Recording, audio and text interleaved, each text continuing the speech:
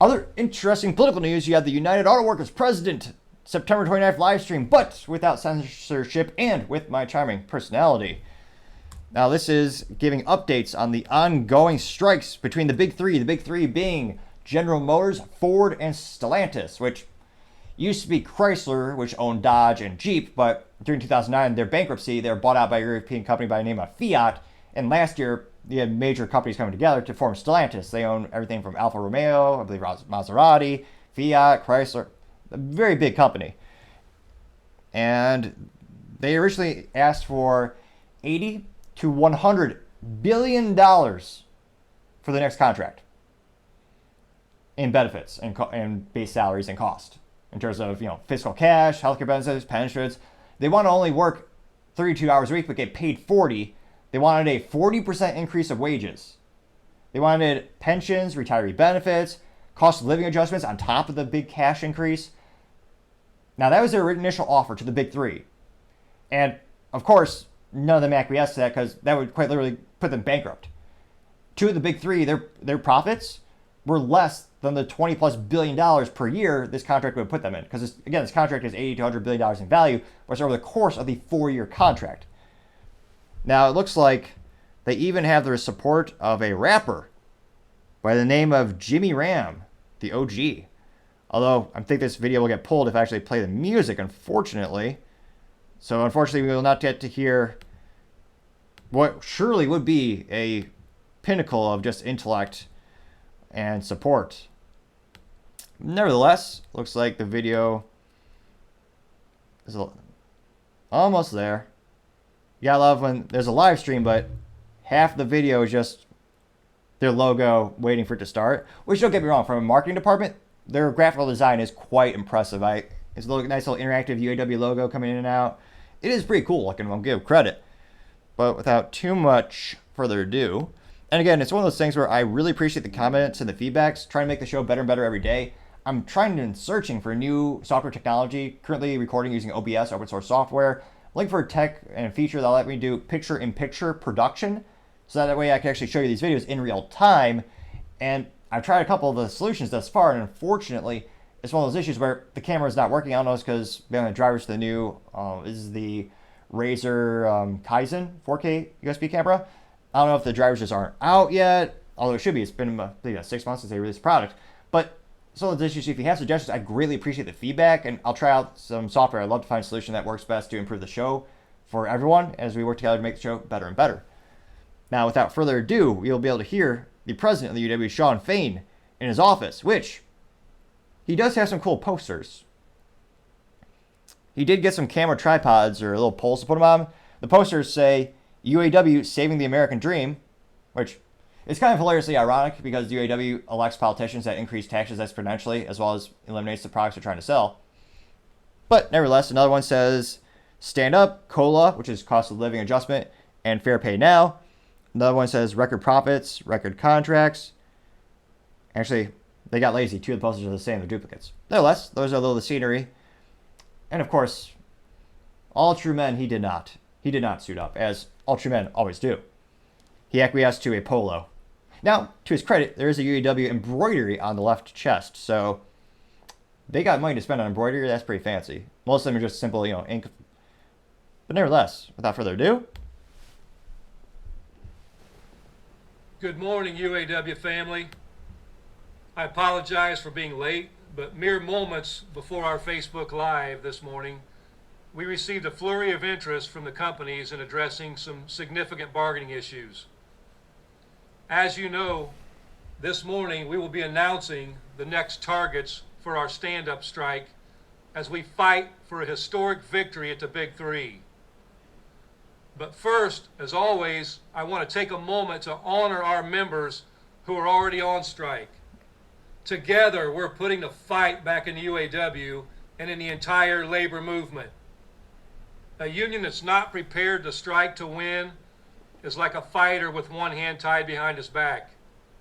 Without the strike weapon, the war on workers is a rigged fight. For decades, it's been the same story. Unchecked corporate power, disappearing worker power. The result is massive inequality across our society. To restore the balance of power, we have to restore the strike. That's what every one of our striking members is doing. Our local 2326 strikers at West Rock Packaging in Dayton, New Jersey are standing strong for the affordable health care that every person should have a right to. Our local 644 members at Dometic outside Philadelphia are standing up to a global corporation that makes billions in profits but won't pay every worker a living wage. Our strikers at Thombert in Newton, Iowa. That's one of the most cliche political tools, is to use fancy words to cloud your actual intentions. You see this with things like the Patriot Act, which the Patriot Act sounds so patriotic and good, but it destroyed every semblance people had of privacy. Now, they say, what was his exact term there? A fair wage or a livable wage? Every person should have a right to.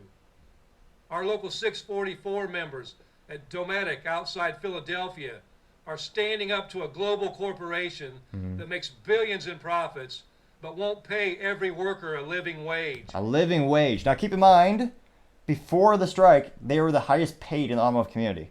Especially General Motors. They're the one with the biggest costs, which subsequently I think that's why that'll be the last one to stop the strike. They're currently striking against everyone. Ford, General Motors, as well as Stellantis. And GM, they're already paying them most of the competition. Toyota, Honda, and Tesla, they're just grinning ear to ear. Because this is going to give them even greater competitive advantage over the UAW. He's making more expensive products that are, on average, less reliable. But nevertheless, that is a fancy term that everyone wants to gravitate towards. Though people don't do the research and see, oh, wait a minute, you already paid the most? Most companies these days are laying people off, but you got 40% plus. Nevertheless, well, let's see what else he has to say. Our strikers at Thombert in Newton, Iowa, at Local 997, are fighting for work-life balance that every worker deserves. Here in Michigan, our members at Blue Cross Blue Shield are striking to stop the outsourcing that puts CEO pay before patient care. Let's remember that our movement is fighting everywhere, not just in Michigan, but from east to west and from north to south. Our members at ZF in Tuscaloosa, Alabama, make axles for Mercedes when they're on the job. Today they're on strike. They're teaching Mercedes the same lesson we're teaching the Big Three. Not a single wheel will turn without us. Until they automate your jobs or hire more competitive wages? Yeah, we'll see about that. And that's what's happening across the vehicle supply chain. Members of UAW Local 259 at an Infiniti dealership in Long Island, New York, faced down the boss and won a new agreement. They called a strike in the morning, and by the afternoon, management caved. Now they have a new agreement with serious gains and no concessions. Our members at Mack Truck may also be hitting the picket lines when their agreement expires at midnight on Sunday. Sadly, Mack Truck is following the same tired playbook as so many of our other employers. They're dragging out bargaining till the very last minute. The company took 3 weeks to respond to our economic demands, and then they put a long list of concessions on the table. Our members at Mack voted by 98% to authorize a strike. So unless the company gets serious, they're about to learn firsthand that our union's back in the fight, and we're not backing down to anybody. And just down the road from Solidarity House, UAW members at Detroit's MGM Grand Detroit, Motor City Casino, and Hollywood at Greektown are taking a strike authorization vote as we speak. They're part of the Detroit Casino Council, a group of 5 unions working together for a fair contract. Working the casinos, perhaps the best metaphor for the union. I'm not going to lie. There's a lot of historic, a lot of metaphors there. But did he just say the MGM that suffered one of the biggest cybersecurity attacks ever? Interesting. Following COVID, shutdowns and throughout Detroit, casino workers faced all kinds of sacrifices. They sacrificed raises. They shouldered heavier workloads so the industry could recover. And now, workers are struggling to make ends meet, even as the industry generates all-time record-high gaming revenues. As you know, Now, this is something that a lot of people don't realize.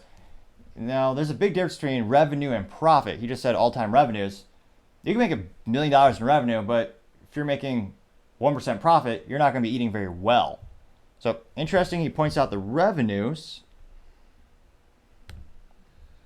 we have over 18,000 Big Three members on strike at 41 facilities in 21 states. That includes over 5,000 workers striking at parts distribution centers and CCAs at Stellantis and GM from California to Massachusetts. These facilities represent a key revenue stream for the Big Three, and for years have represented a lower paid tier of workers. And I want to take a moment to acknowledge something very disturbing we've seen on a few picket lines at parts depots. We've heard of multiple instances from California to Michigan to Massachusetts of violence against our picketers from people crossing our picket line. We've had guns pulled on us, trucks and cars rammed through us, and violent threats hurled at us. And I want to be absolutely clear. We will not be intimidated into backing down by the companies or their scabs. Our cause is just. Pejorative to call them scabs. There's no need for name calling. We now call them band-aids because they fix problems. Although, perhaps would be a more apt metaphor for something that could fix a problem long term. Band-aids certainly are great for temporary heals. It's a good long-term fix for something. Maybe call them surgeons, perhaps. Let me know in the comments. That's a good suggestion for that. Striking for a better future to protect our communities and to defeat corporate greed is not just our right, it's our... Corporate greed is wanting to make a profit. His original offer was for them to go bankrupt. Because again, they were asking between $80 and $100 billion in benefits and wages. And last time I checked, only one of the companies made over that cost. So their profit would be, one of the Big Three would make like maybe a $500 million profit. The rest would go out of business again, as they did earlier in 2009. In part because of the high inflated UAW cost. Duty. And shame on anyone that would engage in this violence against our members. Which, that's not a prudent thing to do. Violence, historically speaking, never gains you support. And it's also morally abhorrent in most cases, so it's disgusting that people are taking violence on these folks as well. So, people always say, am I against unions, or is there anything anything we agree on? Well, I think there's a little common ground right there. I don't think anyone thinks that violence is appropriate or a good call to action. If you look at most historic movements, most of the success comes from nonviolent, peaceful protest, which is what I always urge as well. To the public, we invite you to stand with us on the picket line if you support our cause. As you know, in our... Ooh, will he pay me $500 per week? That's currently how much they're making. $500 per week to stand with a sign. I wish I was making that much for that level of effort. That's pretty darn good. Union, we wear red on Wednesdays. This is a tradition begun by our union family in the CWA to honor a striking member who was killed on the picket line in 1989. In our own union, during our 2019 strike at General Motors, one of our union brothers was killed on the picket line. Company and scab violence is not new. Our union's been fighting... Again, with the hurtful name-calling and rhetoric. They're called Band-Aids now, Sean.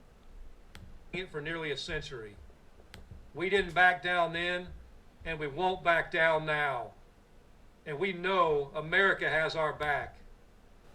This week, we were joined on the picket line by none other than the President of the United States. It was a historic day. We picketed at GM's Willow Run facility, where UAW members built the B-24 Liberator bombers during World War II. Brilliant marketing in terms of Sean. Actually, while I might not agree with the context or really much of what he's saying, in terms of marketing and politics, that's a brilliant move. Again, you have to think about, who does the UAW unanimously vote for? Democrats. When Biden went to the rally, they were exuberant. They were very happy. And they're attributing Sean to that. He's the president of the UAW. So from a move on the political chessboard, that was a good move. He used the emotional rhetoric of the presidency. He used the emotional rhetoric of wartime production. Very good marketing, I would say. Good politicking, Mr. Politician. If that is a verb. If it isn't, we're getting a little bit of Shakespeare up in here. We're going to create our own words, perhaps. Our union was essential in building what was called the arsenal of democracy. Just like 80 years ago, today, our union is building a different arsenal of democracy. But this war isn't against some foreign country. The front lines are right here at home. It's the war of the working class versus corporate greed. We are the new arsenal of democracy. The workers are the liberators, and our strike is the vehicle for liberation. I want to be clear about one thing about the president's historic visit. The most powerful man in the world showed up for one reason only. Because our solidarity is the most powerful force in the world. When we stand together, united in the cause of economic and social justice, there's nothing we can't do. Again, very smart politician using a simple cliche word called social justice. Because he knows, given the demographics and the political agencies of the UAW, that's a very hot topic, very attractive word for them. Also, if he's trying to appeal to most Americans, in the middle of a lot of folks in the United States, as that word is a very political word, that's going to resonate with them as well. With that said, let's talk about bargaining at the Big Three. UAW family, I'm going to be very direct with you. Over the last week, the vice presidents and your national negotiators in my office have been working night and day to bargain a record contract that reflects the record profits we have produced for the Big Three. Sadly, despite our willingness to bargain, Ford and GM have refused to make meaningful progress at the table. Is it because it would bankrupt them, perhaps? That's why at noon Eastern Time today, we will expand our strike to these two companies. Ooh. To be clear, that's what Ford gets, almost as if they're spitting in their eye. Ford was the one who foolishly actually helped create the UAW in terms of the first endorsement, or acquiescing to them. But Ford historically has more UAW workers than the others. Ford has, I believe, when I reported on the executive salaries, talking about the breakdowns, Ford employs about 50, again, these are off the top of my head, about 57,000 UAW members, whereas General Motors and Stellantis are more in the 40s, higher 40s for GM, low 40s for Stellantis. So Ford is the one who is paying you a lot. I know GM has the highest, most inflated salaries, or wages, perhaps.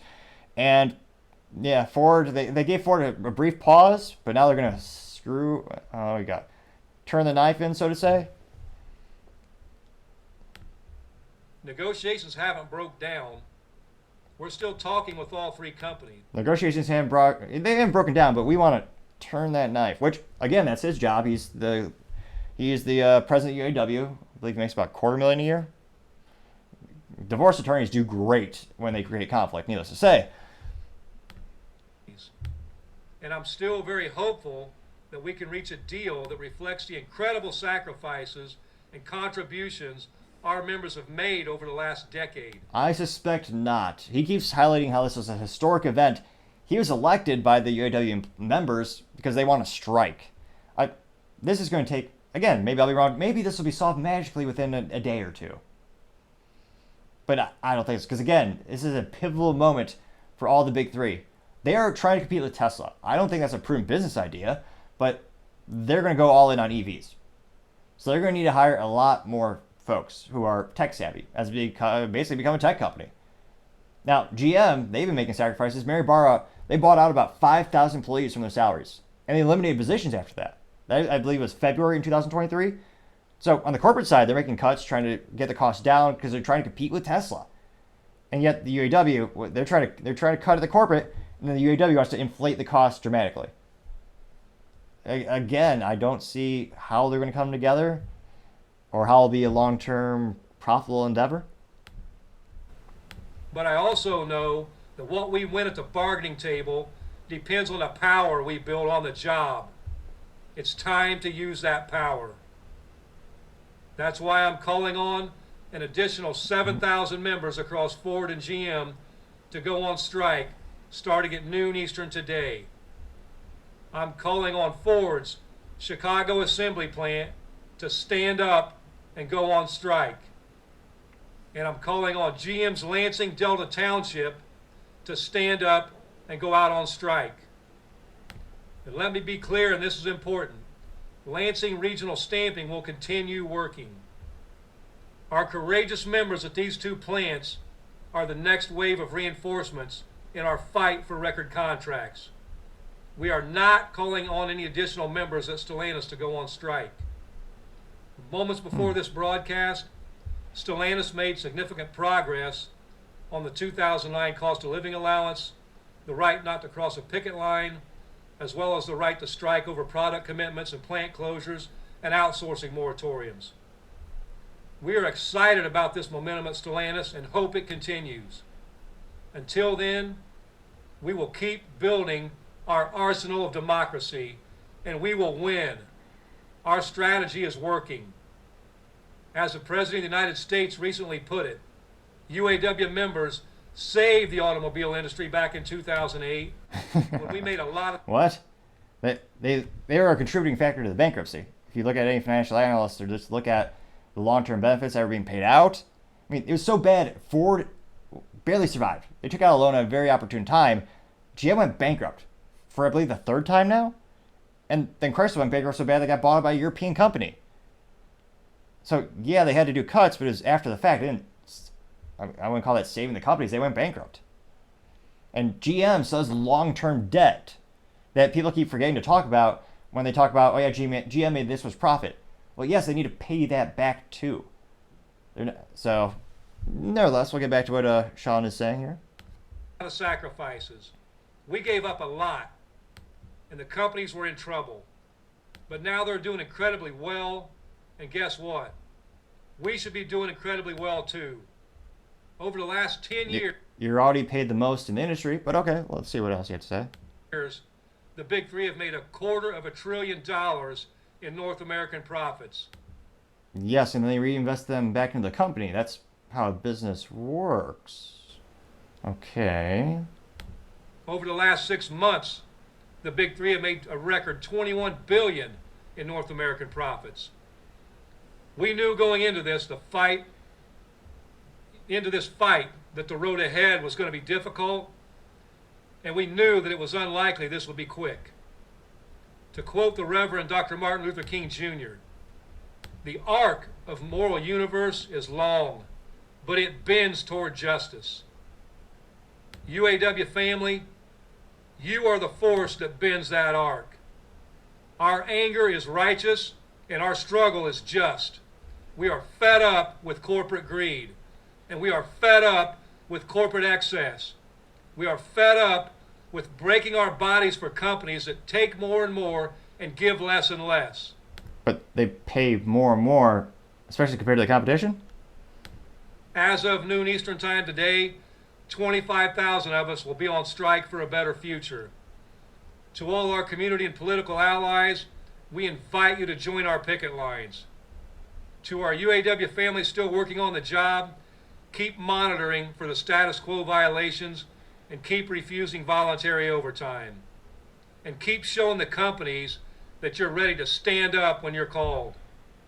When we win this fight, when we right the wrongs of the past 15 years and longer, and when we set a new course for future generations, it won't be because of any president, not the UAW president, not the President of the United States. It will be because ordinary people did extraordinary things. Our solidarity is our strength. Good and right now, our Good strength is the politicking. hope of working class people everywhere. Let's stand up and win this thing for ourselves, for our families, for our communities, for our country, and for our future. Thank you. That is quite a nice graphic that they put in at the end. Good animation, too. So, not too surprised to hear the strike is getting worse. They're going to expand it. Now, interestingly enough, of course, my comment section are always open because I believe in censorship and I'm an American, but they acquiesced and actually shut down all the comments for these. I can't even tell you how many people liked the video because they got rid of the like counter because they chose to. Interesting that they keep choosing those decisions. It looks like some of their videos, oddly enough, have them opened randomly, it seems, but not for these types of interviews, and usually not with Sean. But now, it looks like they did have a live stream, and I would say, again, it looks like they're mostly UAW employees. And again, in terms of doing what the members want, I think Sean is doing what they want. It's one of those instances where his job is to be a politician is create conflict between the two parties, the big three being Ford, GM, Chrysler, and all the factory workers. The more conflict that is created, the more value he appears to create. Like a divorce attorney or a divorce lawyer. Equally as moral as well. Now, it'll be interesting to see because, again, they already have the highest wages in the industry. Tesla, Honda, and Toyota are going to be the big winners from this scenario, I suspect. Because, again, right now, they're shutting down factories. So what? Right now with the economy, there's so much uncertainty, most businesses are laying people off. We just said earlier in the show, if you're watching the long-term format show, Epic Games just laid off 16% of their staff. That's about 870 jobs gone. A lot of these companies are laying people off. And they want to have record contracts given to them, which will increase the cost of goods sold and increase the price of a vehicle for a consumer. A big pivotal moment in Tesla came when Tesla, I believe it's their Model Y, whatever the SUV is called, that one is cheaper than the average price of a new vehicle in North America, which is an achievement in and of itself to Tesla's efficiencies. And, the more of something you create, the more you can drive down the cost per unit sold. So Tesla's growing exponentially, and they're not unionized. The antithesis, they actually pay them in stock. So they're incentivized to work like hell and be efficient. Now, I think that'd be a great I don't know if the unions, if you're part of the UAW, let me know if you would want this. Would you want stock instead of all these benefits? That would cost the company less, and it would give you more of an incentive if you're part of the UAW to create more streamlined processes, to work harder. There's a lot of upside to having stock in a company. There's some people assembling cars at Tesla making more money than executives at some of the companies because they have that stock. Because Tesla's doing so good with their stock on average. So I think that if I was an executive at one of the big three, that's something I would offer. Now, I don't know if it's against the UAW's ideology to take that type of a deal. It seems like they always want the upside, not the downside. So it kind of seems like they would not want the stock. Let me know in the options in the comments. Do you think that would be a way to make it a win-win scenario for both sides? Or do you think they would just be against that completely? And let me know, do you get employee discounts? Do you have the opportunity to buy discount stock? That might be another opportunity as well to create value. It'll be interesting to see at the end of the day where they fall in terms of negotiations, or where they land rather in negotiations, and how much it will kneecap these companies. It's certainly not going to help them. Let me know, please let me know one thing it will do to benefit the big three. And again, I don't know if it'll solve my stuttering, but perhaps the cure all along would be click that subscribe button. It's never been tried or documented, but perhaps we'll find a new technique to cope with that and maybe fix that ailment that people in the comments have brought to my attention. But at the end of the day, it will be interesting to see what are the points that they just will not let up on, and how much worse will the shutdowns at the factories get and the strikes get. Granted, this again is a good opportune time. I think there's more power or negotiation power. I think the big three has an advantage partially because people are not buying cars like they used to right now. You have record high interest rates, really. Again, click that subscribe button, perhaps. And everyone I know, they're trying to make their dollar stretch further. They're not going out and buying a new vehicle. And the few are usually not buying something from the big three. So let me know in the comments, what do you think will happen? Do you think the strike will get worse? Do you think there's certain things that they'll be able to negotiate on that'll make it a win-win scenario? Is that even possible? Let me know in the comments. I would greatly appreciate what you have to say. Thank you everyone again for taking the time to tune in today. I know it's ambitious, but we're trying to get to 4,000 subscribers by the end of September, or rather October, because my ADHD, the months go way too quick these days. So if you can click that button, I'd greatly appreciate it. Also, if you take the time to like and comment, I really appreciate the feedback, even if it's critical, as we try to make the show better and better together. And also, lastly, don't forget to take the time to tell your family, tell your friends, tell your coworkers, heck, tell your enemies, tell anyone and everyone. Just stay safe. Fight the good fight.